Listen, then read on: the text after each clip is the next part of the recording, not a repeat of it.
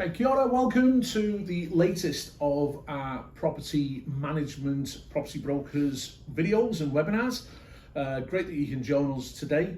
With me today is David Klue. David Klue is our branch manager in the Palmerston North branch, looks after the entire branch, but also is a very successful real estate agent and also a property investor as well.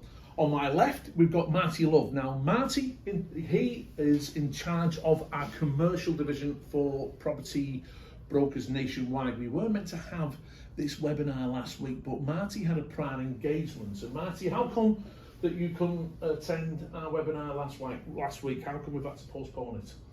Well, I apologise. I had a prior engagement, really. My son was picked for the Māori All Blacks to play against Ireland, so I was told I had to be up at that game to see his debut, so my apologies for the delay. I'm sure you would have rather been doing this than watching your son playing for the Māori All Blacks against Ireland. Well, since they won, yeah, it wasn't too bad actually, but he takes after his mother obviously rather than his father. So Ruben Love, plays for the Hurricanes. Plays for the Hurricanes, first five fullback. So yes, first time in the Māori All Blacks, and yeah, so he's just turned 21, so he's stoked to be there. Okay, so great. Well, congratulations. I'm sure very proud parents, and well done. Well done. And anyway, on to today's webinar. What we're going to be doing, we've got these two guys in because they're experts in their field. And there's a lot of talk at the moment in terms of, particularly in residential, with changes on taxation, impact on what's happening in our housing market. So David Klue is a seasoned investor as well. David, so just a little bit of background about yourself. I mean, how long have you been involved in property and what got you into property investments? It goes way back to my last life. So I've been investing in property for the last 25 years, I suppose, 25, 30 years. It was just the talk of the town at the time, what you should do, could do, why not do that? And I can tell you now, like 30 years later, I'm so pleased I did. Yeah. There's been a lot of free money made in the last 30 years, so no matter what the costs are, what the experience has been, the benefit long term has been massive. Yeah. Okay. And Marty, what got you involved in commercial? Well, very much like David actually. I've been in there for quite a while. I bought my first residential house when I was 18. Right. When I was a student, and I worked out very quickly that I was paying nearly $100 a week rent for a flat, and then if I bought a house for $60,000, got 4 flatmates in, I could pay a mortgage off and also earn a bit of a living on the side. So can I ask how long ago I can't answer. It's sort of a leading question, so I'm not going to answer that. But it's been a few years. What was the interest rates like back then when you did this? Oh, I can't remember. I think they were around 12% or something. 21, yeah, because it wasn't that long ago. It wasn't that long ago. Yeah. So you go back a few years. No, but I've been investing in residential for probably 35, 40 years and done quite a few commercial developments, done our own leases, our own sales, and been on the other side of the fence really. I've been in education for the last 33 years and been National Commercial Manager for the last 5 years with property brokers, but had a lot of experience putting developments together. In a commercial sense and the residential. So I'll ask you first this question. I mean, how would you describe the mood for investments at the moment in commercial? Well, I'd say even the nervous people are getting nervous, to be honest. Commercial doesn't have the highs and lows like residential does. It's a little bit more smooth sailing on the up markets and the down markets, but it'd be fair to say that everyone's fairly nervous about the what's happening at the moment and what's happening in the future. There's still a lot of business being done. The property brokers commercial division is up 85% on what it was last year from a commercial sales and leasing perspective. So there is a lot of action still happening, but not at the same rate as what we've seen over the last 2 to 3 years. Can I ask you about, before I go on to David and ask David the same question, how's commercial been through the pandemic and with people working from home? Has that had an impact at all on the need for commercial? Well, you'd think that it would slow down and that the sales and the inquiry would taper off over the pandemic. But we actually saw more people looking at websites, more people making inquiries for the properties, and a lot of action. So we did a lot of business over lockdown. I think people were at home They got bored. They took Money was cheap, I suppose, in the lockdown as well, wasn't it, and easily accessible? well, and also I think they sort of took stock of what they wanted to do in their life. And Yeah. some people wanted to sell up and semi-retire. Some people wanted to sort of move on to other investments. So we saw a lot of action over the lockdown period, which was quite remarkable. Right. Contradictory to what everybody thought. Okay, so in today's current climate, where we're seeing rising interest rates, we've got issues over in Europe going on, supply chains. Is there still a demand? Is there still people looking at commercial? There's always a market for commercial. Good properties with good tenancies and good locations will always sell in any market. There's certainly a bit of a nervousness out there. Banks are tightening up on the commercial side as well as the residential side, so we are seeing banks now not giving money freely for commercial developments, and especially construction now is under pressure. Yeah. However, we've got a lot of seasoned commercial investors out there. They wait for this sort of market to actually make their money. So in terms of there's obviously different types of commercial with retail and as such. Is there what are you seeing most of the demand for in that commercial space? Very much industrial. The industrial market is huge, and we just can't get enough industrial stock. Office is slow, retail slow, obviously, because they've been hard hit by the COVID. But certainly industrial parks are popping up all over the place, and places that you wouldn't expect them. Ashburton, Timaru, all the small towns now are looking at industrial parks, very much like the UK. Yeah. And New Zealand's starting to see the transport hub, the logistics hub, really starting to blossom. Okay. So David, let's turn to yourself now with residential. I mean, it's had a tumultuous couple of years with government policy, changes in taxation, increased legislation for residential landlords, compliance. Are you seeing much of a mood at all? Is it completely died a death, or is there still people looking at getting into residential property investment? Look, we've had it's been a really a year of turmoil really, in terms of all of that investment for residential people. But in saying that, David, we've seen a lot of small-time investors pull out of the market, and they've pulled out purely because they don't like the tax incentive is being removed, and they don't have the ability, or they're not prepared to put personal earnings into an investment to hold its own. Yeah. So long term, is that a mistake? It's a huge mistake, and happy to cover that off. But if I see, unlike commercial, like residential is very safe long term, and the opportunities of having a tenanted property sits really high long term. And if you're not, I've always looked at it personally, what else can you invest in with just collateral to get free money long term? There's just nothing. So if you had to invest 2,000, 3,000, 4,000, 5,000 into a property yourself over 10 years at a maximum of say $50,000, and your property triples in value, it's a very small personal investment for massive gains. And what else can you invest in? Like commercially is really hard deposit wise, isn't it, Marty? You've got to have 40%. You do. It's generally for commercial you need a 40% deposit, rule of thumb. However, that's the same with residential now. Yeah. So it's residential's tightened up, commercial sort of stayed very much as it was. Are we going to end up having an arm wrestle between you two around residential versus commercial, or whatever? I'm sure people should invest in commercial. I mean, certainly if you've got money, commercial's a great option. Because it's a freer journey when you've got a tenant in place. Commercial, residentially, it's just a safer, softer, easier journey, long term, I believe. And it's not probably as risky, but you do have to take all those things into consideration. So we've had a lot of landlords pull out of the market. the mum and dad investor type people that have got one or two properties, they go, oh, we can't afford this, we don't want the risk, we don't want to lose the value.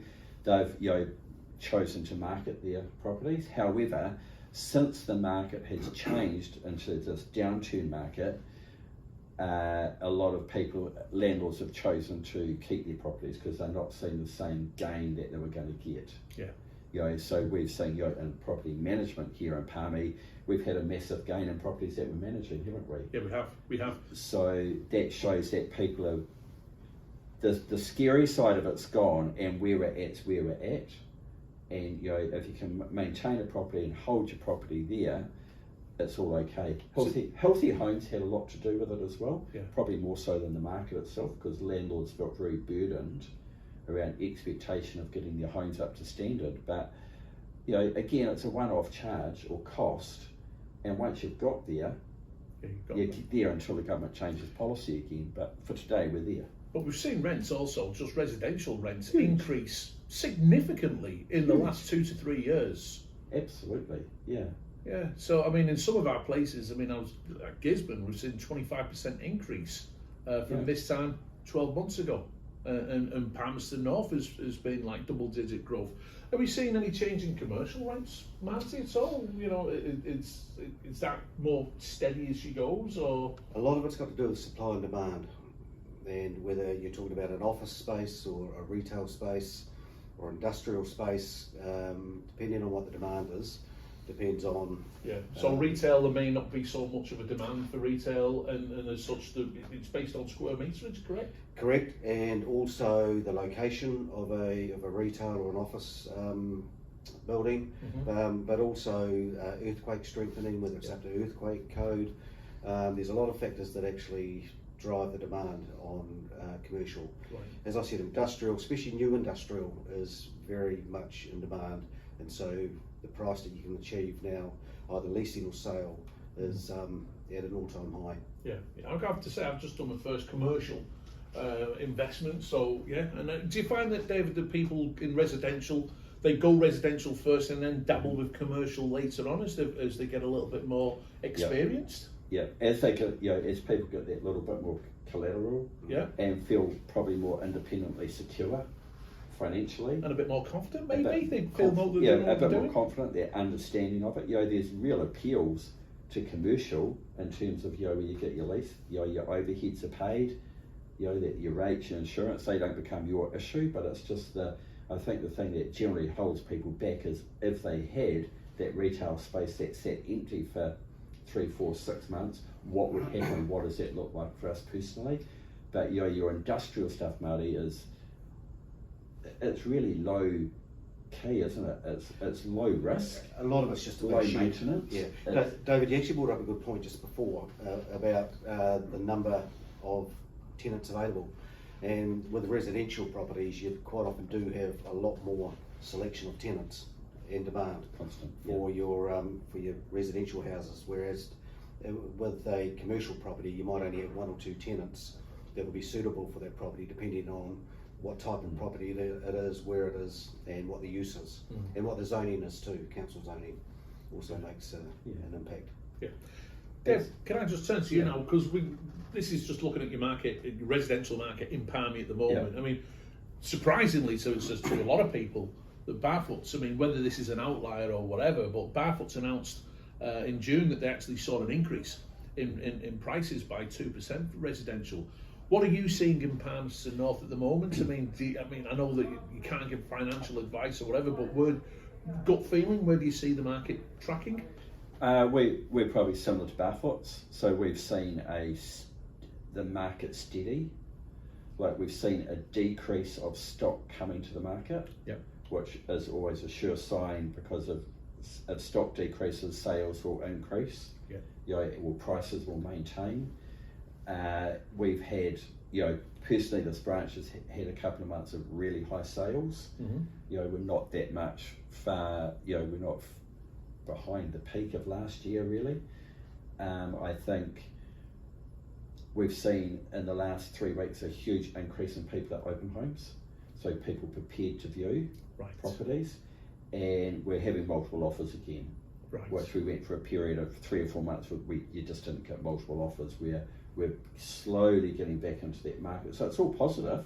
Yeah. Whether it means growth or stability, it doesn't matter. But as soon as those stock levels drop, it's a positive sign for growth. And the prices will, so Yeah. it's all that supply demand as well. I mean, what impact is the CCCFA, was it Consumer Credit Finance? Oh, it was really bad Yes. over January, Yeah. February. It just absolutely threw the market into a head spin, and every deal we had fell over. It was just incredible. We'd never seen it like it before. And I suppose banks become more open with their policy. They became better at, brokers stepped up and were able to investigate people's personal situations better. And I would say today we don't notice. Yeah. We aren't noticing that effect so much. A lot of banks have actually now reduced the deposits required.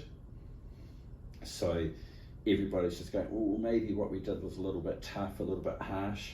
So to me, it feels like the market is stabilising, or even it's okay. We're all going to be okay. We're going to climb out of this, and it's not a bad time to buy. Okay. David, do you think buyers are seeing it as a buyer's market at the moment? That's why they're sort of coming back into the market now?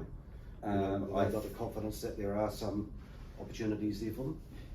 A little bit, but more so prior, January, February, where buyers said, oh, the market's just going to crash, we're going to lose 40%, so I'm going to hit really hard.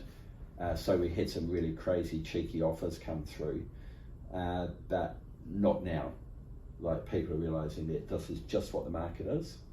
Unfortunately, a lot of our RVs or GVs were done at the same time as the CCC. So nobody quite knew the relevance between an RV and what the market was paying. So yeah, there's opportunity, but not like what people expected. No, because last year we did see a lot of landlords leave the market, particularly our data shows, particularly October, November, lots of landlords sold. We've seen that really slow down now. We're not seeing the landlords sell. Do you think, is there a possibility that they've seen, or the prices may have come back a bit, they're looking to get back in and maybe investing now in terms of, rather than a yield, looking at potential a capital gain? Yeah, definitely. Yeah, it'll take a little while, but there are people out there, there are investors out there, making sure that they take the opportunity of the market before it climbs. Yeah. Because if we've stabilised, that's all that people care about. And then, people still want to invest. They still want to look at their future, because there's not many other great things out there at the moment. Well, KiwiServe's not doing much at the moment, and neither's the stock market. So, So, whether it's residential or commercial, the opportunity is there today to take advantage of the market where it is. Because, it could drop a little bit, but we know long term, in 10 years' time, it's going to look completely different to where it does today. We're never going to buy a house again for $60,000, are we? No, not a 5-bedroom one. No. In the middle of Palmerston North. No, not in New Zealand. No. So for those of us that did buy a long time, it's never going to happen. It's never going to be as good as it is today to start. Are you seeing a demand because of the interest deductibility not applying to new builds? Do you see much of a demand for new builds, and is there much development going on in Palmerston North? Huge amount of development everywhere.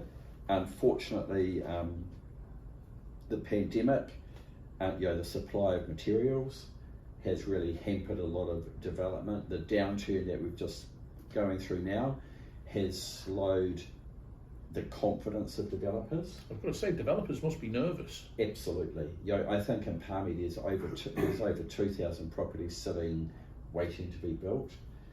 Wow, that many? Huge amount. And then we hear people they're just being cautious now.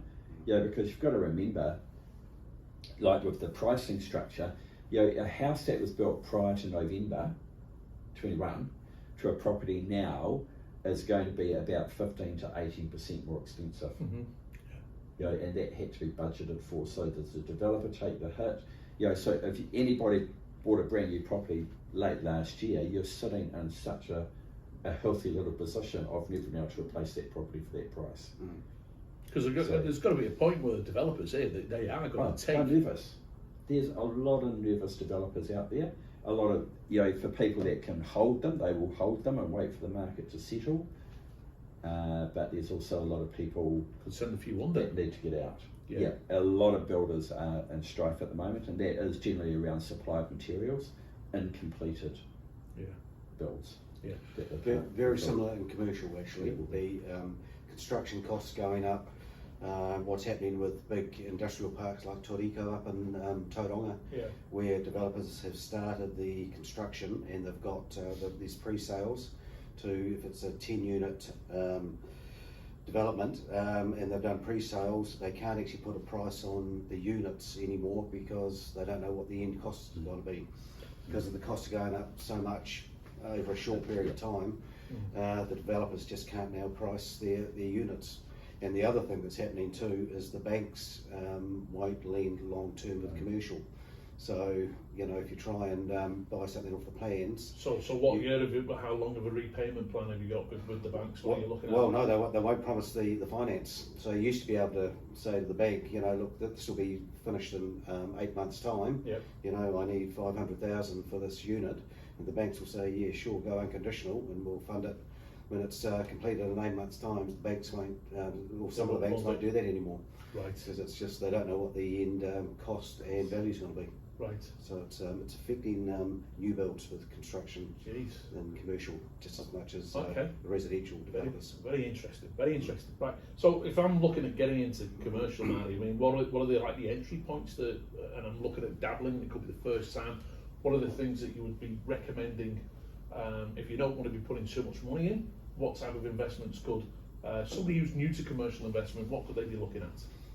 Well, I suppose one of the things with especially residential investors getting into commercial, it's a confidence thing, and a lot of them need to build up that confidence in investment before they step into commercial, because they do see it as different and harder than residential. But I suppose some of the benefits of commercial investment as opposed to residential is there's no bright line tax, so you can buy and sell commercial properties every day of the week without getting stung by bright line. There's no healthy home standards. There's no Residential Tenancies Act, is there, that you've got to abide by? No Residential Tenancies Act. Is it a Commercial Act or something like that? Is there any legislation that, because there's got to be something that commercial landlords have to abide by, surely? Well, just the Auckland District Law Society leases, just the normal leasing documents and legal documents, but certainly from a investment point of view, the key things about a good investment is location, the state of the building, whether it's earthquake prone or whether it's not earthquake prone. If a building's earthquake prone below 67%, banks won't usually lend on it, insurance companies won't insure it. So that's one of the key things to make sure that it's earthquake strengthened. And the other key thing is the tenant, whether you've got a good tenant and a long-term lease. That's what adds value to a commercial investment. One of the things that property brokers are involved with at the moment for residential investors who are looking to get into commercial is the sale of hotel units. Right. So property brokers have linked up with a couple of big developers who are building hotels in Auckland, Wellington, Queenstown, Christchurch, and what happens is an investor can put $250,000, $260,000 in to buy a hotel unit, and they get a 30-year lease to the Ramada Hotel or the Quest Hotel, and so they get a guaranteed income each month. It's a passive income. The management company, whether it's the Ramada or the Quest or the LQ hotels, take care of everything else. So is this like a build to rent, but from a commercial point of view? You're actually putting money into the development and you get the return from the use of the hotel rooms and the whatever it may be? It's funny because not a lot of people know about this type of investment, and they think it's a timeshare, which it's not. It's a freehold title that you get of your hotel, but it's leased to the hotel chain for 30 odd years. So you're buying a room? You're basically buying a room in a hotel, and getting a return, of 5 or 6% per year, And every 8 years, the hotel management group refurbish your room, new carpet, new TVs, new furniture, at their cost. Yeah. And you just get a guaranteed rental every month coming in. Right. So a lot of people like it because it's a passive investment. And of course, they don't have to worry about maintenance and things like that. No, Is that all taken up by the hotel chain? That's all taken by the hotel chain or the body corporate. Right. So- okay. So will they be paying body corporate fees on You this? pay a body corporate fee and an insurance fee. Okay. Yeah. Okay. But it's okay. about a 5% net return. 5% net risk. Good. Any benefits? You get to use the hotel room at all? You get to use the hotel Oh, room jeez. 10 to 12 nights a year. So Right. pick a hotel unit where you want a holiday. So Okay. Okay. So- Oh, interesting. All right. So I mean, look, questions that come through, we'll be giving you David's and Marty's details at the end. So if any questions that you want to ask them specifically, just email them through, and they'll be able to. They will get in touch with you. Okay. All right. Interesting stuff. So the benefits and what are the risks for investors when you're looking at commercial? Because obviously there's benefits, risks such as commercial. What are the risks? Well, I suppose one of the risks is that if you buy a property that's purpose built and you lose your tenant, then the property can sit vacant for a while. Yeah. So one of the key things with commercial investment is to make sure you get a property where you know there's going to be demand. You know, very much like what David was saying about residential. You know there's always going to be somebody who wants to rent a house.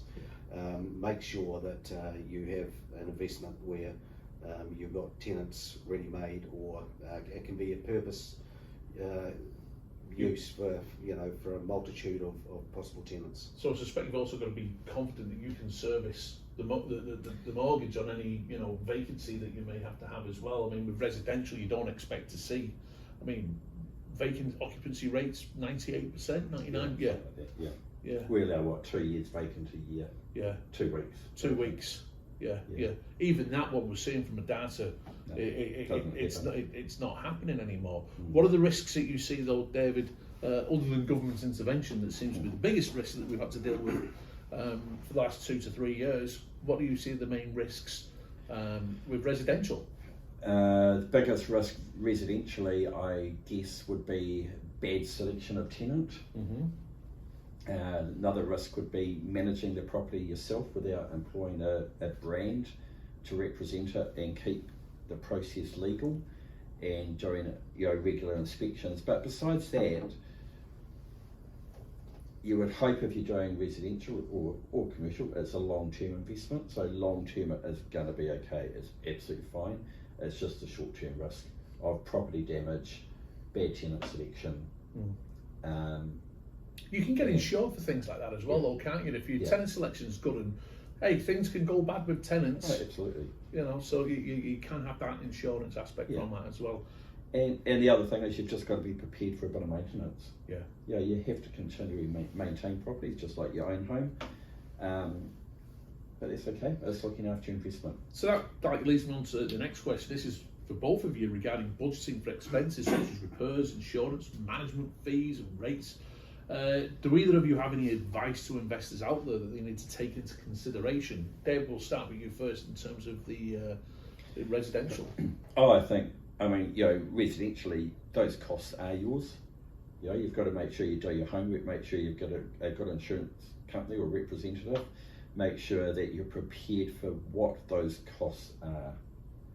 Set that lump of money aside on a monthly basis to line up with rentals, with your rent coming in, so that you're not hit hard with those expenses. Do you budget differently for different types of property? For older properties, obviously, which are probably going to need a little bit more uptake and budgeting, or do you just go right? This is when I look at my portfolio, I'm just going to. Yeah, I try. I think it depends how many properties you own, but you've got to go. This is what the rates are. This is what my insurance is.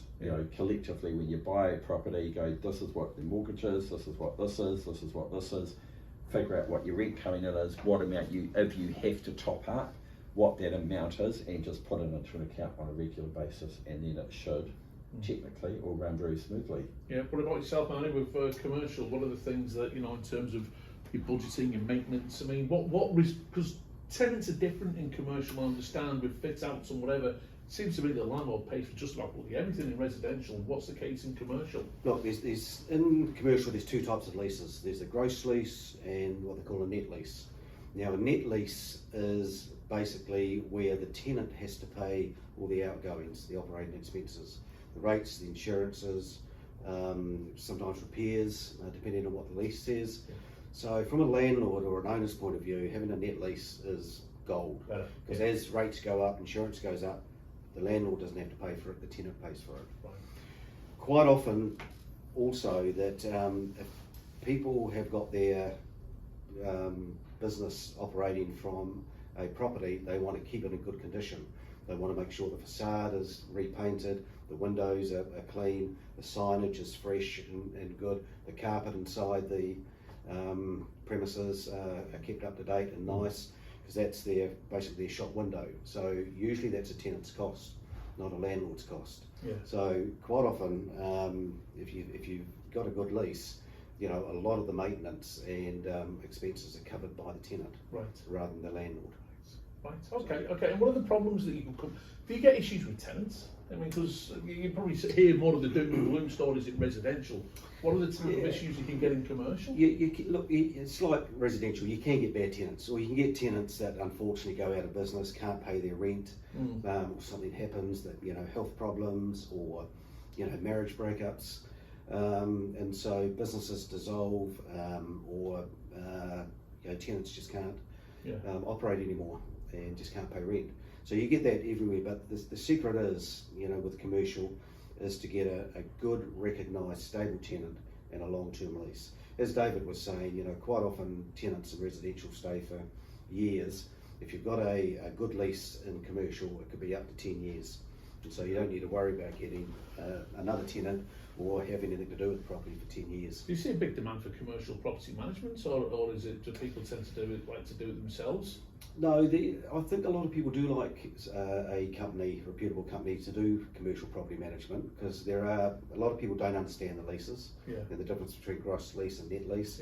They don't understand the responsibilities of the tenants or the landlords, and also when there is work to be done on the property, sometimes it's major, you know, a complete rewire or whatever. So, you know, there are issues, and as long as you've got a good lease and a good rental, you know, quite often in a lease too, the property management expenses are covered by the tenant, so it doesn't cost the landlord anything to have it managed. Yeah.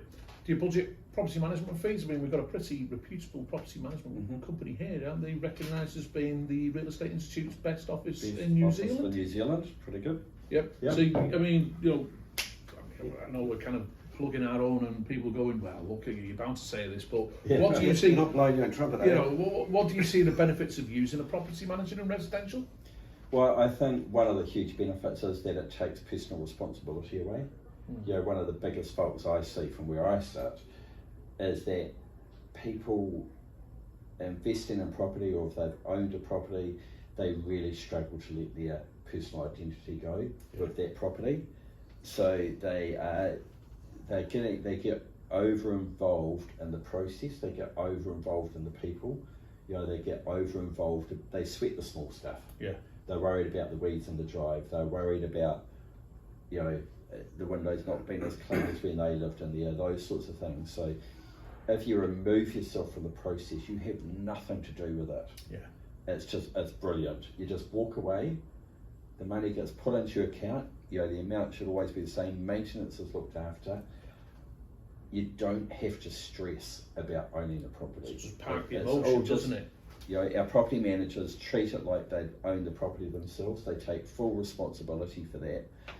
So it just removes all of that head stuff that stresses people out. That's great. Yeah.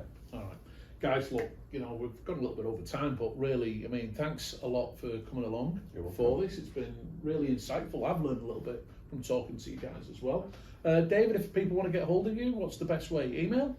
Email, so I'm davidk@pb.co.nz. And Marty, yourself? Yep, like easiest is email, Marty L, MARTYL @pb.co.nz. Okay, so guys, thanks for watching. Got any questions for them, email them through. I'm David Faulkner, the General Manager of Property Management for Property Brokers. Thanks for tuning in.